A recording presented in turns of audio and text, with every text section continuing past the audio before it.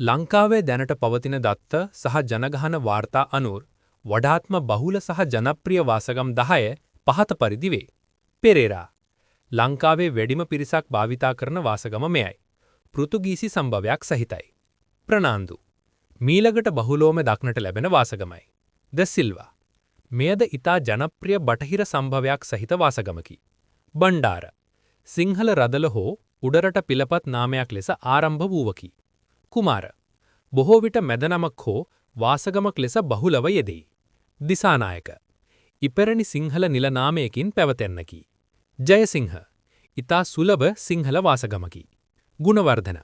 ගෞරවනීය අර්ථයක් සහිත සිංහල නාමයකි. මෙන්ඩිස්. තවත් එක් ජනප්‍රිය පෘතුගීසි සම්භවයක් සහිත නාමයකි. සම්පත්. නවීන කාලයේ වාසගමක් ලෙස බහුලව භාවිතාවේ. පෘතුගීසි බලපෑම. පෙරේරා, ප්‍රනාන්දු, සිල්වා සහ මෙන්ඩිස් වැනි නම් ලංකාවට පැමිණියේ 16 සහ 18 වන සියවස්වල පෘතුගීසි ආක්‍රමණ සමයේදීය.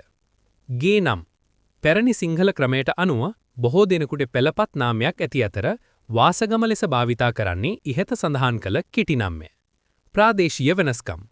උඩරට ප්‍රදේශවල බණ්ඩාර, රත්නායක වැනි නම් බහුල වන අතර වෙරළබඩ ප්‍රදේශවල පෙරේරා, ප්‍රනාන්දු වැනි නම් බහුලව දැකිය හැකියි.